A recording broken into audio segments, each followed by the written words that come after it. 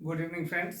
एक बार फिर से संसद का टॉपिक, पार्लियामेंट का टॉपिक अभी हमारा चल रहा है पॉलिटी में, तो इसके बारे में हम बात करेंगे।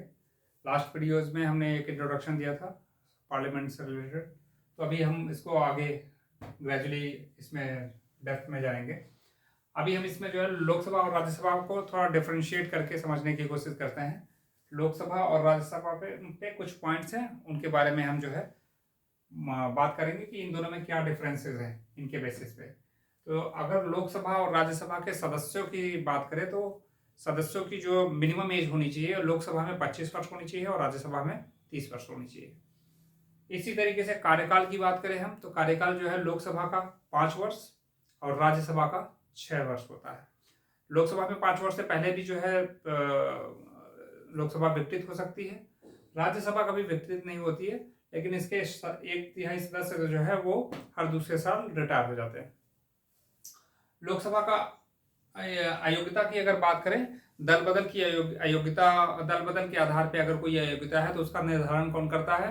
तो उसका निर्धारण जो है लोकसभा और राज्यसभा के पीठासीन अधिकारी करेंगे, यानी कि राज्यसभा का सभापति डिसाइड करेगा और लोकसभा का अध्यक्ष। ठीक है, किस केस में? दल बदल के आधार पर किसी सदस्य की अगर अयोग्यता का निर्धारण करना है तो उसका डिसीजन ये लोग लेंगे। प्रतिनिधित्व, ठीक है, लोकसभा और राज्यसभा का प्रतिनिधित्व राज्यों में कैसा है तो उसके बारे में हम बात करते हैं। प्रतिनिधित्व के मामले में देखिए, लोकसभा का प्रतिनिधित्व जो है सभी राज्यों में है और सारी यूटीज में है, यूनियन टेरिटरी में, जबकि राज्यसभा का सभी राज्यों में है लेकिन 2 यूनियन टेरिटरी में है इसका रिप्रेजेंटेशन, एक दिल्ली में, एक पौंडीचेरी में।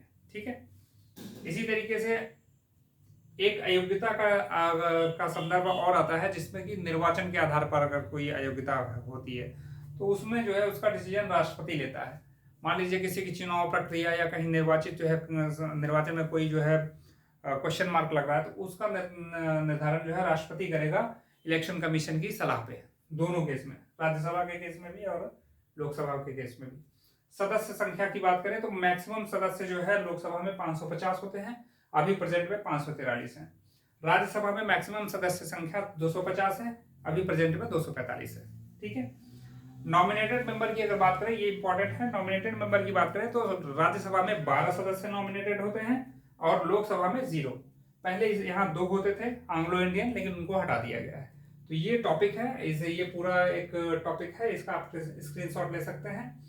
अगर आपको वीडियो पसंद आया हो तो उसको लाइक कीजिए, सब्सक्राइब कीजिए चैनल को और इसको ज़्यादा से ज़्यादा शेयर कीजिए। कोई भी आपको फीडबैक हो तो उसको कमेंट सेक्शन में ज़रूर बताएं और कौन सा टॉपिक लाए जा सकते हैं उसके बारे में आप बताइए। अभी के लिए इतना ही, थैंक यू।